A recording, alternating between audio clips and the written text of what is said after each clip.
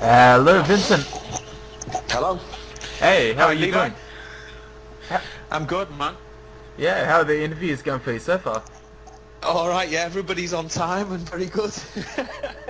Do you know, Levi Buckley? Got to congratulate you on that name, by the way. That's pretty good, that. Oh, thanks. Yeah, we talked a couple of years ago before your Unplugged tour. Oh yeah. How did that tour go anyway? Did you enjoy it? It's good, yeah. It's nice to present the songs in that way, but we're all about the full band at the moment, so we're looking forward to coming back with the full hit. Mm-hmm.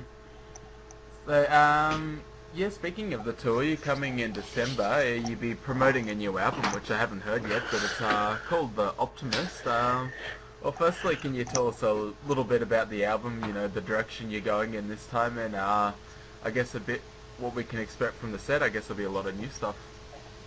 Yeah, well, we don't see it, for a start, we don't see it as promoting the new album. That would be weird. What we are doing is we're going to play the new album, start to finish. Yeah. So it's a live visual performance as well. So there'll be there's a visual story attached to this record, mm-hmm. and it's something that we're going to focus on actually performing live.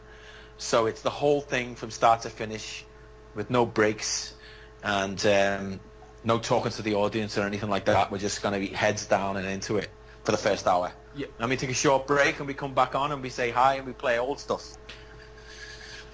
So, yeah, it'll be good. It'll be really, really good. It's a good chance to show that sort of side of the band. Looking forward to it. Yeah, no, it's going to be definitely a tour that I'll be looking forward to. So I'll be there doing a couple of photos as well, and you know, been Great. a fan for a while, so be interested in seeing Great. how it goes. Yeah, great, man. Yeah. Now, when you do some of the older songs at the end, I'm just wondering how far in your career do you go back? Because I've only just got into some of your very early stuff, like The Silent Enigma. You might have Eternity. You've missed the boat with all that stuff, man. I'm sorry. We won't be going back that far. Oh. Do you ever go back it's too that late far, for all or that. is that pretty rare? Depends. I think we did on last time we went out in Australia. Like on the first time we came, Yeah. we played some older stuff then. But we've got 11 albums now, and it's like it's becoming more difficult to fit it all in, unless you actually literally do 2 nights in the same city and the same venue, and you can change the set list 2 nights in a run. That we could do that. Mm. That's something we would do. Really? In a place like Australia. Yeah. Why not? In a place like Australia, yeah, where you guaranteed that like there's not a hell of a lot of people who've seen had any chance to see your earliest material. So we did a tour recently, only a couple of years ago now, with Darren and Duncan, who started the band with us, the old singer and the old bass player. Yes. And that was great because it was a way for us to honour the old material and also honour those 2 guys as well for the important role they played in the band. So we're extremely proud of our early stuff, and we're very attached to it. It's just we just can't fit it all in the set. Yeah. Not everything. Sure. It's just impossible. Yeah. Now, musically with this album, is it similar at all to Distant Satellites or Weather Systems, or have you kind of progressed a bit further? I don't know. That's up for you to decide. I wouldn't even tell you. Okay. I don't even know, to be honest with you. I don't bother. I don't bother comparing them. I think it's different enough for me. There's certainly a couple of different things on this record that we've never done before. There's new instruments on the record that we've never used before. There's new sort of like kind of genres on there that we've never really covered before. The electronica seems way more complete and more integrated into the sound. I think the vocal melodies are catchy, and that's the real thing that I'm bothered with, I suppose. Yeah, I don't think a lot about what we've done before. Really, I take everything as it is. I guess that what would be a red flag to me is if I thought it was actually starting to sound anything like close to distant satellites or weather systems or whatever. Yeah. If I thought it was actually sounding too close to that, then it would be a red flag to me, and I would I would scrap that material and try and come up with something else, because I actually consciously don't want to repeat records if we can help it. Yeah, they're cool. I mean, it works for some bands like AC/DC, but I guess for you guys, it's good to see new stuff. Yeah, yeah, right. I mean, it's we kind of we've always done that, really, and I think that we'll continue to do that, and it's something that we've kind of got known for now. It's something that our audience sort of expects. For the most part, I think. Yeah. I just saw a minute ago, I just found out about this. You performed with Stephen Hawking, a theoretical physicist. How did that come about? Yeah. Is he a fan of the band? I'm pretty sure he hadn't heard of us before we played live with him, but yeah, he knows us now and he's got the record, and he's It was his chance to get on stage with a rock band. We were doing the festival anyway that was honouring Professor Hawking, and the owner of the festival knows that we're huge Pink Floyd fans. Yeah. And so he said, would you do Keep Talking, because I think if you do it, I can get Stephen to do it with you, because he'd really like that. So we said, absolutely, ask him. If he wants to do it, we'll do it. So he, for Stephen Hawking now, I mean, he's I guess he's like, he's very cool, actually. He's got a great, wicked sense of humour, and for him, he was like, a chance to be a rock star. Fuck yeah, I'm doing it. You know what I mean?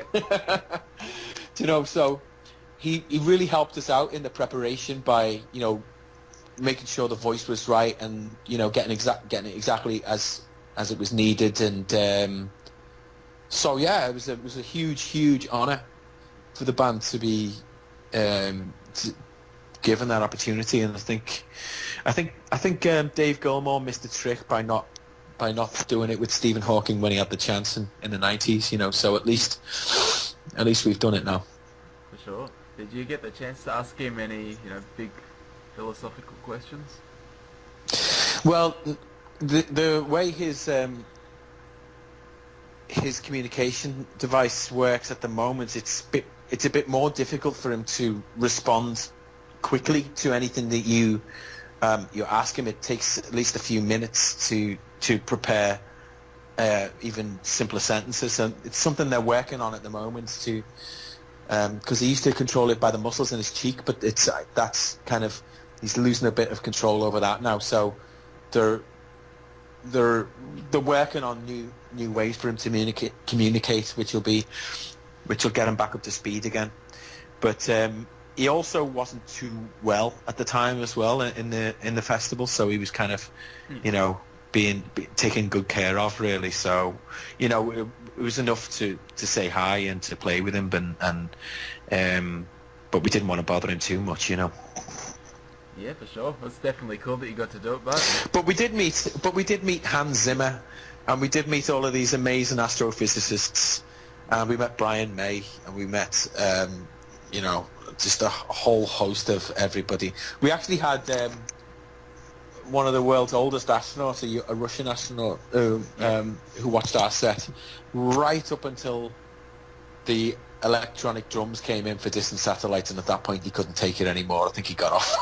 Yeah. Which is fair enough. Yeah. Yeah, he's like 90 or something, so... Oh, yeah, it's still cool that you got to get a bunch of legends watching your band, but that must be something. Yeah, it was a funny looking audience, man, I'll tell you that. Yeah. But it was good. Yeah. I'm just wondering, as I said, your music's definitely changed over the years, but has your taste in music changed as well? You still listen to the same bands you were 20 years ago? No, not at all. I don't even. Um, no, I don't even listen to bands anymore. I don't think. There's a couple of bands, maybe a couple of albums that I listened to from 20 years ago, but not a lot. I mean, I don't know, man. This.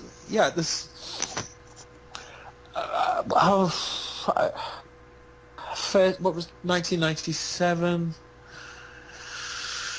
I don't know, like around that time, in the late 90s, I started getting into like kind of Godspeed and Mogwai and that kind of thing. So Yeah. I still listen to those kind of things, but most of the stuff I listen to these days is by individuals who make music rather than bands. So it'll be a composer like Max Richter, writing contemporary crossover classical stuff, and occasionally a new band will come along that I think, but I don't think there's that many good new bands out there these days. Most of the most interesting music is being written by individuals. Yeah. In my opinion. Do you think we're ever going to see another, legendary act? Because it's been, I don't know, 20 years since there's been a massive icon. The last one I can think of was probably Kurt Cobain, but do you think there'll ever be another one that kind of iconic, another Freddie Mercury or something like that? No. I don't think so.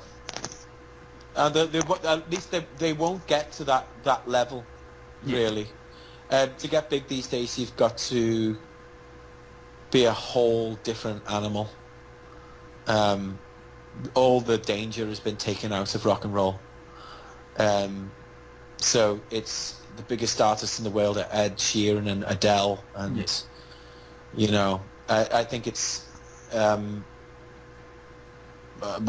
it's just and I lament the state of the music the way it's gone. But yeah, I mean, we have to remember is that everybody, people like Kurt Cobain were reacting against what had come before. So he was reacting against that fucking, all the hair metal and makeup and everything, from that gone on in the 80s.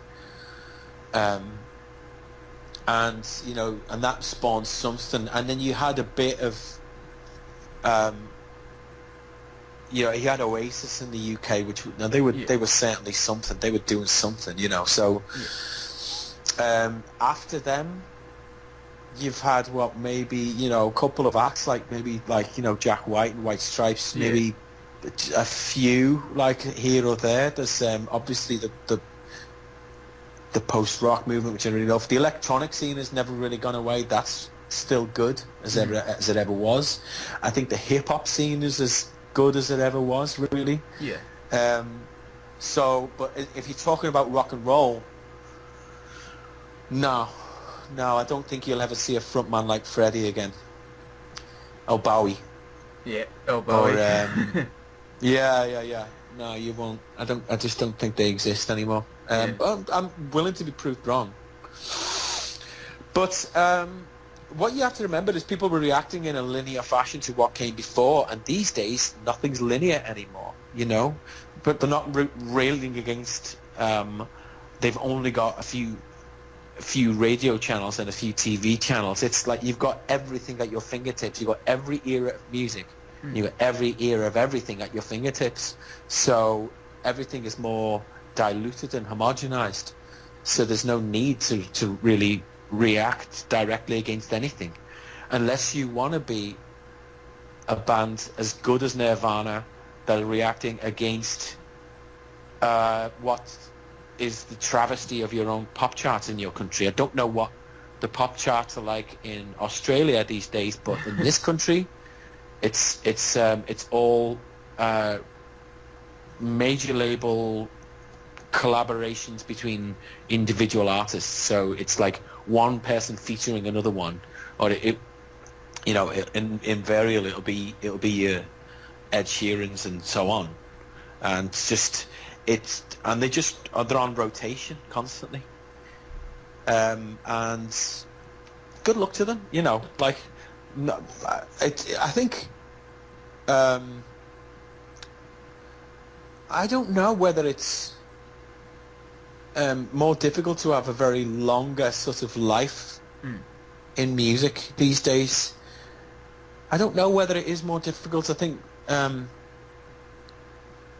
think ultimately I have to believe in the fact that if your tunes are good and if you stay relevant musically, then you'll be all right.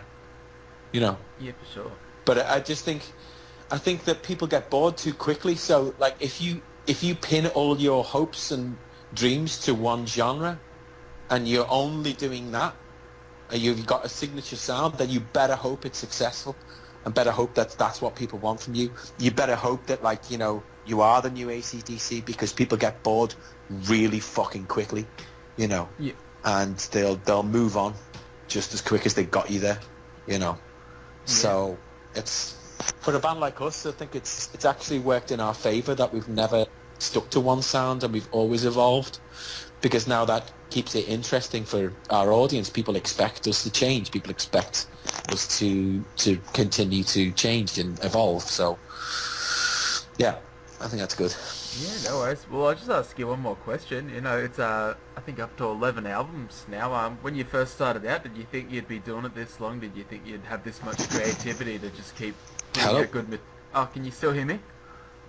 Yeah, okay, you're back now. Okay, yeah, I was just saying, for my last question, you know, you've got 11 or so albums now. I'm just wondering, when you first started out, did you think you'd be doing it this long? Did you think you'd have this much creativity to keep doing original music? When you're 17 years old, I don't think you like to think what you'll be doing in 20 years' time. At least I didn't. You know, I was all about living in the moment, and to a certain extent I still am.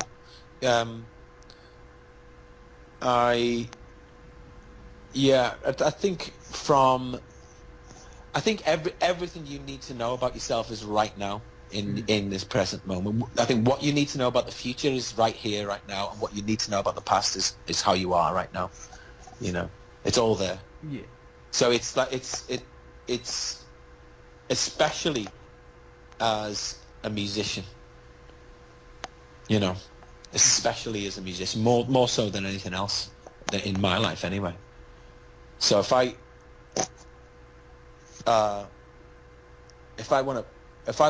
I know what kind of music I'm going to be doing in 5 years' time? No. And I'm happy for it to be that way. What I would like to think is that I'm not doing what I'm doing now in 5 years. Yeah. Yeah. That makes sense. Yep. Yeah. Yo, cool stuff, man. I really am looking forward to hearing the new album, The Optimist, and I'll definitely be at the tour in December. So good luck with everything coming up this year. Thanks a lot, man. All the best to you. No worries, Vincent. I'll have a good day. You too, Levi. Cheers, mate. Bye-bye.